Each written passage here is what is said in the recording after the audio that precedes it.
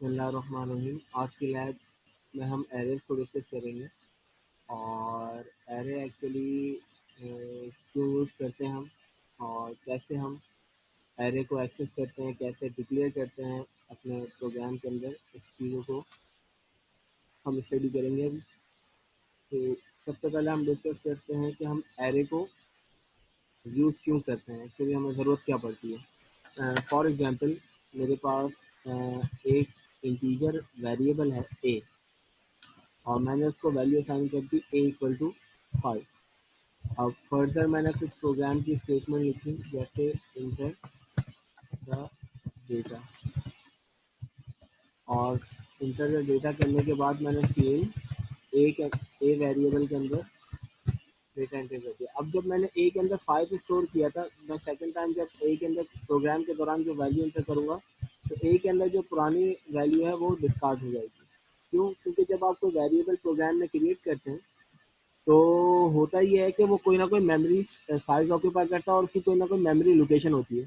तो उस memory location पे पहले आपने 5 स्टोर किया था, देन आप दूसरी वैल्यू स्टोर करेंगे तो पुरानी वैल्यू डिस्कार्ड हो जाएगी। इस प्रोग्राम को तरह एग्जीक्यूट करते हैं एक दफ़ा और फिर हम, ये तो बात हो गई कि एरे एक ही वेरिएबल। अब फॉर एग्जांपल आपको 100 वैल्यूज स्टोर करनी है। अब मुझे 100 वैल्यूज अगर स्टोर करनी है तो 100 वैल्यूज स्टोर करने के लिए मैं 100 वेरिएबल क्रिएट करूँगा। तो 100 वेरिएबल क्रिएट करने से बेहतर है और फिर उनको एक्सेस करना मतलब बहुत कॉम्प्लेक्स चीज़ है। तो हम क्या करते हैं, हम एक एरे बना देते हैं उसकी जगह। इस प्रोग्राम को ज़रा एग्जीक्यूट करते हैं, ये एक दफ़ा एग्जीक्यूट हो जाए ताकि आपको पता चले। जैसे आपने 3 एंटर किया तो ए को आपने जब डिस्प्ले किया तो ए के अंदर 5 स्टोर था, लेकिन नाउ आपने वैल्यू चेंज की 3 तो ए की जो पुरानी वैल्यू थी वो डिस्कार्ड हो गई। अब आप फॉर एग्जांपल आपने इतने सारे वेरिएबल क्रिएट किए हैं, आपको 100 वैल्यूज या 10 वैल्यूज स्टोर करनी है, तो आप 10 वेरिएबल क्रिएट करेंगे like C D E N F variable नाम कुछ भी है, आपने इतने सारे वेरिएबल बना दिए, फिर उनको एक्सेस करना क्वाइट हैक्टिक, मतलब इतनी बहुत कॉम्प्लेक्स मेथड है। तो आप क्या करते हैं, एरे क्रिएट करते हैं। एरे क्या चीज़ है मेरे पास, array are arrays are consecutive group of variables and memory location that are all have the same type and share a common name. In many applications, arrays are used to represent vector and matrices. मतलब vectors like vector होते हैं ना हमारे पास, MATLAB के अंदर हम vectors इस्तेमाल करते हैं। तो वेक्टर्स हमारे पास क्या होते हैं, मल्टीपल डेटा स्टोर है एक पूरी के पूरी एक रॉ के अंदर, एक ही कॉलम के अंदर आपके पास मल्टीपल डेटा स्टोर है पर्टिकुलर लोकेशन के ऊपर। और मैट्रिसेस भी आप बना सकते हैं 2D एरेज को, जिसको हम नेक्स्ट लैब में करेंगे। आखिरी लैब, लास्ट लैब हमारी 2D एरे के ऊपर है, तो उसके ऊपर भी बात करेंगे। अच्छा, एरे आप ये बात याद रखिएगा, एरे के अंदर कंसेक्यूटिव ग्रुप ऑफ वेरिएबल्स होते हैं that are all have the same type. तो एक एरे की नेचर एक ही डेटा टाइप की हो सकती है। जैसे मैंने यहाँ पे, फिर उनको एक्सेस करने की बात करते हैं, एक्सेस कैसे किया जाता है। जैसे ए आपने क्रिएट किया, ए और 5। अब एक एरे क्रिएट होगा जिसके अंदर 5 मेमोरी लोकेशन है और उसकी डेटा टाइप सिमिलर नेचर की है, इंटीजर। अगर आप इंटीजर का स्टोर एरे क्रिएट करेंगे इंटीजर का हो जाएगा। फ्लोट का एरे बनाएंगे तो फ्लोट का एरे क्रिएट हो जाएगा। कैरेक्टर का एरे बनाएंगे तो कैरेक्टर, इतने सारे कैरेक्टर मिलके ये स्ट्रिंग भी बन जाता है, क्योंकि आप मल्टीपल कैरेक्टर, 5 कैरेक्टर मिलके एक स्ट्रिंग भी बन जाता है। स्ट्रिंग का एरे बना सकते हैं। तो इसी तरह आप जिस नेचर का एरे चाहे क्रिएट कर सकते हैं। तो मैं यहाँ पे सिंपल रखता हूँ, अभी इंटीजर का एरे क्रिएट करता हूँ। अब इसकी, ये आपने एरे क्रिएट किया प्रोग्राम में, इसकी 5 मेमोरी लोकेशन है। पहली लोकेशन जो स्टार्ट होगी वो हमेशा 0 से स्टार्ट होगी, ये याद रखिएगा। एरे की जो पहली लोकेशन होगी वो 0 होगी। आपने 0, फिर 1, फिर एरे की लोकेशन है 2। अच्छा, इनके इसके अंदर इनपुट्स कैसे लेते हैं हम यूजर से, सी इन एक मेथड मैं बता रहा हूँ कि आपने पहली लोकेशन पे इनपुट लेना है, आपने किया ए ऑफ 0। दूसरी लोकेशन पे इनपुट लेना है ए ऑफ 1। टोटल इसकी 4 लोकेशन होंगी। लेकिन ये अगर 5 वेरिएबल है तो ठीक है, आपने लिख लिया। अगर 100 होते तो क्या करते, इस तरह सारी जगहों पे इनपुट लेते नहीं। फिर उसके लिए हम लूप इस्तेमाल करते हैं। तो टोटल कितनी हो गई, 4 लोकेशन। आप चारों पे आपने इनपुट ले लिया। पहली लोकेशन ए की फर्स्ट लोकेशन पे चारों एक ही वेरिएबल है ए, देखें ये आप याद रखें, सिमिलर नेचर का वेरिएबल है ए, और सबके अंदर आपने डिफरेंट डिफरेंट लोकेशन से इनपुट ले लिया। लेकिन इसके लिए, इसको एक्सेस या इनपुट करने के लिए एक और आसान मेथड होता है हमारे पास एरे के अंदर, वो है लूप। इस तरह नहीं लिया जाता, जनरली लूप इस्तेमाल किए जाते हैं। जैसे फॉर इंटीजर आपने लूप वेरिएबल लिया i equal to 0, i less than equal to 4, i plus plus. तो लूप की आई आपने यहाँ किया सी आउट। अब लूप का क्या क्या काम होता है हम पहले स्टडी कर चुके हैं, इंटर द डेटा, और ये आपके पास 5 दफ़ा लिखा हुआ आएगा इंटर द डेटा। अगर आप चाहते हैं इंटर द डेटा एक दफ़ा लिखा हुआ है तो आप ये स्टेटमेंट लूप के बाहर कॉपी करके पेस्ट कर दें, लेकिन मैं चाहता हूँ कि हर दफ़ा लिखा हुआ है सीन ए ऑफ आई। अब ये क्या होगा ए ऑफ आई? ए ऑफ आई का मतलब ये है कि आई की पहले जीरो वैल्यू होगी, पहली दफा जब प्रोग्राम मतलब पहली स्टेट में आएगा आई की वैल्यू जीरो, फिर आई की वैल्यू इसी तरह इंक्रीमेंट होकर 1 2 एंड 3। तो every time memory location change होगी और ऑटोमेटिक एरे की 5 लोकेशन तक डेटा आ जाएगा। तो ये 0 से 4 तक इसलिए चलाएगी क्योंकि 0 से लेके 4 तक 5 वैल्यूज हो गई। आप इसको यूं भी लिख सकते हैं ए ऑफ 5, तब भी इसका मतलब ये है कि ये 0 से 4 तक ही चलेगा। जैसे ही 5वीं वैल्यू होगी आई की, तो ये लूप टर्मिनेट हो जाएगा। अच्छा, ये प्रोग्राम एग्जीक्यूट हो रहा है। इंटर द डेटा, मैंने 1 इंटर किया, फिर 2 इंटर किया, फिर 3, फिर 6, फिर 7, सारी वैल्यूज इंटर की। बस मैंने अब सिर्फ डेटा इंटर किया और कुछ नहीं किया। इसको आउटपुट करना है, देखना है आपने, डिस्प्ले करना है। तो दूसरा मेथड ये है कि आप इसी के अंदर ही इंटर करते जाएं और देखते भी जाएं, लेकिन मैं चाहता हूं कि मैं बाद में वैल्यू को देखूं। जो डेटा इंटर कर दूं मैं बाद में कर लेता हूँ। दोबारा आई कर सकते हैं, लेकिन आप जे आई वेरिएबल दोबारा भी क्रिएट कर सकते हैं, ठीक है, दोबारा इस्तेमाल कर सकते हैं, लेकिन मैं उसको चेंज करता हूँ ताकि कंफ्यूजन कोई ना हो आप लोगों को। और 5 वैल्यूज हैं जे प्लस प्लस, और मैं सी आउट करता हूँ। मैं इसको बाहर कर लेता हूँ, एक दफ़ा लिखा हुआ है बस, cout you enter following data in an array. इसको मैं एंड लाइन भी कर देता हूँ, सही है। और यहाँ कर लेता हूँ सी आउट, ये एरे को हम एक्सेस कर रहे हैं एक्चुअली, उसके अंदर इनपुट ले रहे हैं और उसके अंदर से जो उसकी आउटपुट है वो चेक कर रहे हैं। मैंने किया, अब जो जो वैल्यू मैंने एंटर की होगी। अच्छा, ये मैं एक काम करता हूँ यहाँ पे भी, हो सी आउट और एंड लाइन भी कर दूँगा, क्या सारी वैल्यूज अलग अलग लाइन में लिखी हुई है। तो मैं इसको चला रहा हूँ।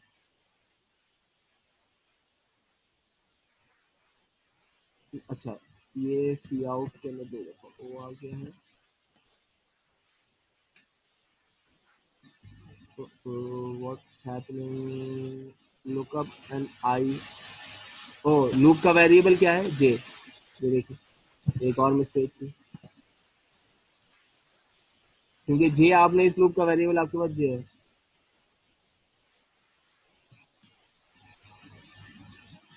इंटर द डेटा, आपने 5 7 कोई रैंडम डेटा एंटर कर रहा हूँ, कोई वो नहीं है। तो ये मैंने वैल्यूज एंटर की थी। आप देखें एरे की सारी लोकेशन पे पहले 1 2 5 लोकेशन पे पहले 5 एंटर किया था। आपको रिवर्स एक्सेस करना है, आप चाहते हैं एरे को नीचे से एक्सेस करना चाहते हैं लास्ट लोकेशन से, तो आप इस तरह कर सकते हैं। लास्ट लोकेशन से एक्सेस 4 आपने किया, जे ग्रेटर देन 0, पहले ये और माइनस माइनस, तो अब क्या होगा, जे की जगह पहले लूप का वेरिएबल है 4, तो पहले लास्ट लोकेशन को जो लास्ट में डेटा एंटर करेंगे वो पहला आउटपुट होगा। तो इस तरह आप एरे को एक्सेस कर सकते हैं।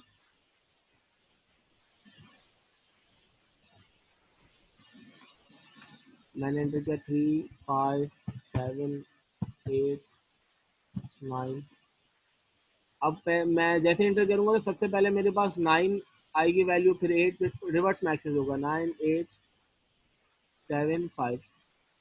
3 क्यों नहीं आया? अच्छा, इक्वल टू 0 तक चलाना पड़ेगा क्योंकि 0 इंक्लूड नहीं हुआ, 0 वाली वैल्यू नहीं डिस्प्ले करवाई। आप इसको इक्वल टू 0 कर दें तो ये अब सारी वैल्यू डिस्प्ले कर देगा, पांचों की पांचों, क्योंकि आपको पता है पहली लोकेशन हमेशा 0 होती है।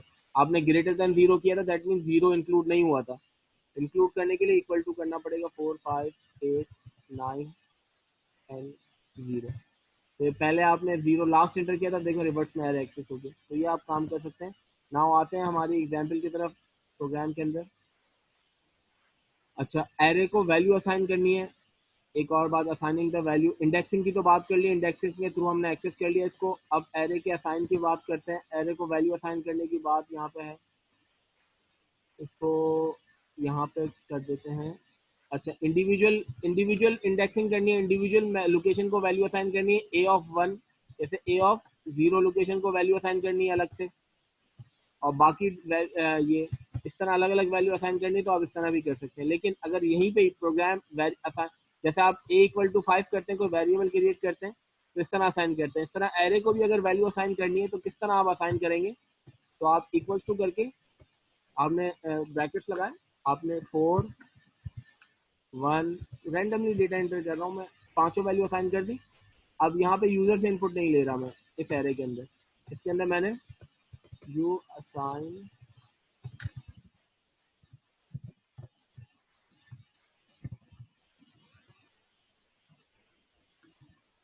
The following data in an array, क्या आपको, अच्छा मैं इसको अप्लाई करता हूँ। तो अच्छा अब मेरे पास एरे के अंदर आउटपुट क्या है, ये रिवर्स में एक्सेस होगा क्योंकि मैंने 4 से स्टार्ट किया। आप सी अगर स्टार्ट से एक्सेस करना चाहते हैं तो 0 से 4 तक लूप को चला दें तो ये सही। तो मेरे पास आएगा 32154, इस तरह एरे की आउटपुट आएगी 32154, रिवर्स में एक्सेस हुआ है, यहाँ देख सकते हैं आप 32154। इसको सीधा एक्सेस करना है तो एरे को जस्ट आप 0 से चलाएं। ये असाइन की बात हो गई, वैल्यू इस तरह असाइन की जाती है, लेस देन इक्वल टू 4 और जे प्लस प्लस याद से, वरना इनफाइनाइट चलता रहेगा ये लूप। ठीक है, इसके आउटपुट देख लेते हैं, देन फिर हम प्रोग्राम के ऊपर आते हैं, एग्जाम्पल प्रोग्राम के ऊपर जो वहाँ पे हुआ हुआ है। ठीक है, ये आपने डेटा एंटर किया था 45123, ये आपके पास एरे की सारी वैल्यूज एक्सेस हो गई।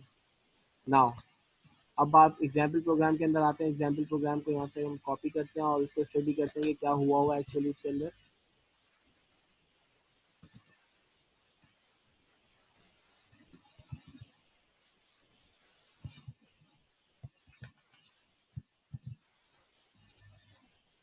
नाउ नीचे हम आते हैं अगेन,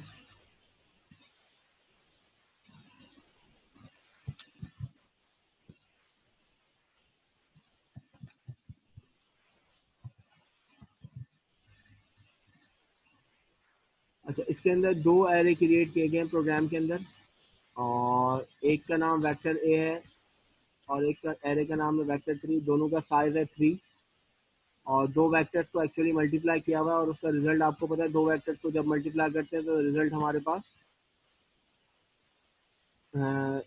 स्केलर फॉर्म में आता है। और अब यहाँ पे दो वेक्टर्स के अंदर इनपुट लिया हुआ है। यहाँ पे सबसे पहले आपने किया enter the elements of first vector, तो ये लूप स्टार्ट हुआ 0 से 3 तक, और पहले वेक्टर के अंदर आपने इनपुट ले लिया।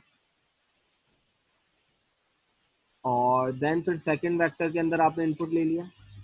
यहाँ पे पहले जीरो लोकेशन, यहाँ पे आई की वैल्यू 0 थी, फर्स्ट वेक्टर की हो गई। यहाँ पे देन वेक्टर बी लिखा हुआ है। वेक्टर एरे का नाम बहुत इंपॉर्टेंट है। ठीक है, और अगेन आपने दोनों वेक्टर के अंदर इनपुट ले लिया यहाँ पे, और थर्ड लूप के अंदर आपने मल्टीप्लिकेशन की है। मल्टीप्लिकेशन कैसे की है, यहाँ पे होगा क्या इस लाइन में, इस लाइन में हो क्या रहा है, इनिशियली स्केलर की वैल्यू 0 है, तो यहाँ पे हम जरा बात कर लेते हैं, मैं नोटेशन 2 इस्तेमाल कर लूँ। होगा क्या, होगा ये, सबसे पहले जब लूप स्टार्ट होगा, फर्स्ट टाइम की बात कर रहा हूँ, जब फर्स्ट टाइम लूप चलेगा तो स्केलर की वैल्यू क्या है 0, वेक्टर आई, आई की जगह क्या आएगा 0, आई की इनिशियल वैल्यू क्या है 0, तो वेक्टर ए, वेक्टर ए की 0 लोकेशन पे हम अज्यूम करते हैं कि हमने ये दो एरे हैं मेरे पास, मैं यहाँ बना लेता हूँ दो एरे, यहाँ पे दो एरे बना लेता हूँ, ये एरे 1 ए और ये, और इसके अंदर वैल्यूज भी इंटर कर देता हूँ। यहाँ पे दो एरे हैं मेरे पास,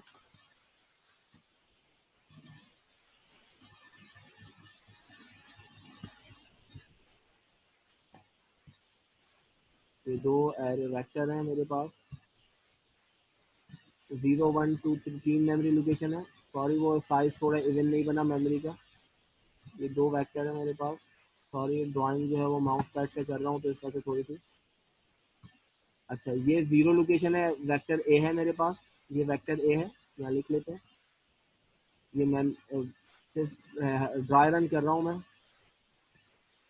ये वेक्टर ए है।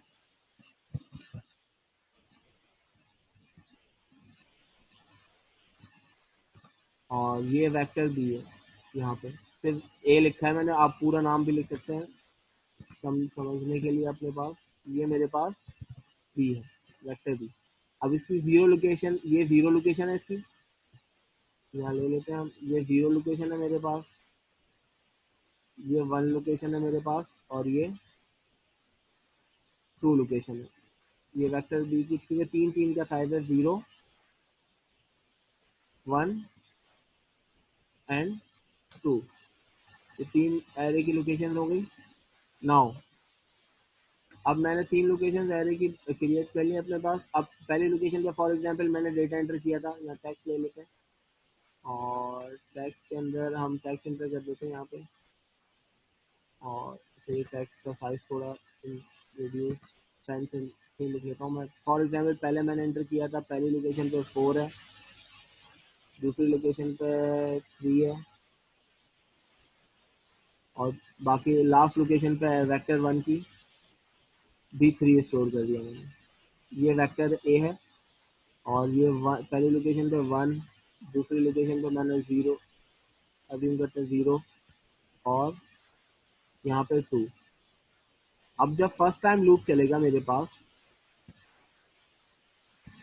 अब फर्स्ट टाइम जब लूप चलेगा, तो अब बात करते हैं जरा फर्स्ट टाइम लूप की। जब फर्स्ट टाइम लूप चलेगा, तो ये वाला लूप लास्ट वाला, वो इनपुट आपने कर दिए, दो लूप एग्जीक्यूट हो गए। नाउ आपने फर्स्ट दफा लूप चलाया, सॉरी ये थोड़ा सा 0। अब यहाँ पे इक्वेशन जो लिखी हुई है एग्जीक्यूट कैसे होगी उसको समझते हैं जरा। ये स्केलर की जगह पे 0 आ गया मेरे पास। और पहली लोकेशन जब आई की वैल्यू 0 है, तो वेक्टर ए की आई 0 लोकेशन पे कौन सा डेटा उठाएगा, ये 4। 0 लोकेशन पे 4 उठाया है इसने।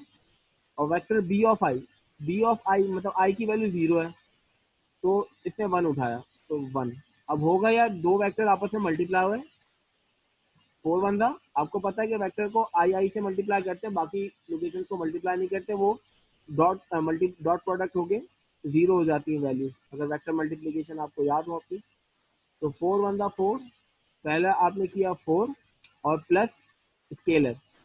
तो स्केलर की जो वैल्यू है 4 1 था 4 और प्लस 0, तो स्केलर के अंदर अपडेट हो गया 4, जो स्केलर की अपडेटेड वैल्यू आ गई। यहाँ लिख लेते हैं, मैं नोट पैड ओपन कर लेता हूँ, एक काम करता हूँ, नोट पैड पर वैल्यू अपडेट कर देते हैं उसकी स्केलर की। तो यहीं पे अपडेट कर देते हैं, यहाँ पे text scalar equal to 4। Now जब नेक्स्ट टाइम होगा, नेक्स्ट टाइम क्या होगा, अब हमारे पास जब दूसरी दफा आई प्लस प्लस होगा, आई की वैल्यू क्या हो गई मेरे पास, सेकेंड टाइम आई की वैल्यू हो गई मेरे पास, आई की वैल्यू मेरे पास हो गई 1। जब आई की वैल्यू 1 होगी, और नेक्स्ट टाइम जब ये आइट्रेशन चलेगी, तो यहाँ पे जो मेरे पास है ये स्केलर है, स्केलर के अंदर आप अपडेटेड वैल्यू क्या, पहले सेकंड टाइम जब लूप चलेगा तो स्केलर की जगह पे आएगा 4, क्योंकि स्केलर की जो लास्ट वैल्यू थी वो 4 है। और देन फिर दूसरी लोकेशन पे एरे की अब वेक्टर ए ऑफ आई की वैल्यू मेरे पास जो हो चुकी है वो 1 हो चुकी है, और सेकंड आइट्रेशन में लूप की, तो आई की वैल्यू जब 1 हुई है, तो 1 लोकेशन पे ए वेक्टर की 3 है, तो यहाँ पे आएगा 3। और वेक्टर बी की 1 लोकेशन पे, यहाँ पे भी 1 लोकेशन है तो 0, तो 3 को 0 से मल्टीप्लाई करूंगा, 3 0 था 0, और प्लस 4, तो अगेन स्केलर की वैल्यू 4 ही रहेगी, अपडेट नहीं हुआ स्केलर। फिर देन आई की वैल्यू 3 हो, आई की वैल्यू 2 होगी, 1 के बाद आई की वैल्यू 2 होगी, अगेन कंडीशन ट्रू है लूप की, और अगेन स्केलर की जगह पे 4 आएगा। और थर्ड लोकेशन एरे की सेकेंड लोकेशन पे वेक्टर ए की 3 है, अगेन 3 आएगा यहाँ पे। और यहाँ पे वेक्टर बी की लोकेशन पे क्या आ जाएगा मेरे पास, यहाँ पे 2 आ जाएगा, क्या चीज आ जाएगी 2। अब 3 2 जा 6, और 6 प्लस 4 10, 3 2 जा 6, 6 प्लस 4 10। तो स्केलर जो है वो पुरानी वैल्यू आपकी डिस्कार्ड होगी, स्केलर अपडेट हो जाएगा और स्केलर के अंदर आ जाएगा।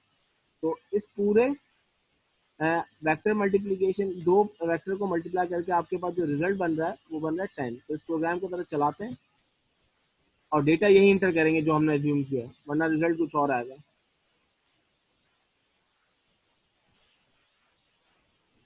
तो हमने जो डेटा एज्यूम किया, हमने क्या एज्यूम किया भाई डेटा, हमने वेक्टर ए के 4 देन 3 एज्यूम किया था, देन 3 एज्यूम किया था, और वेक्टर सेकंड वेक्टर के लिए 1 0 एंड 2। हमारा आंसर देखते हैं, द स्केलर प्रोडक्ट इज 10। तो आई होप आपको समझ आया होगा कि एरे को एक्सेस कैसे करते हैं। तो इसकी जो सपोर्टिंग फाइल है वो मैं अपलोड कर LMS पर कर दी है मैंने, तो आप LMS पे चेक कर लीजिएगा और इसके ये टास्क हैं वो अपने पास इम्प्लीमेंट करें। और अगर कोई क्यूरी हो आपके पास लैब टास्क के अंदर तो प्लीज़ ज़रूर पूछिएगा मुझसे। तो मिलते हैं हमारी अगली लैब में, जो कि हमारी आखिरी लैब होगी। कोई क्यूरी हो तो प्लीज़ आप मुझसे LMS पे, ईमेल पे या व्हाट्सएप पे पूछ सकते हैं। ओके, मिलते हैं नेक्स्ट लैब में इंशाल्लाह।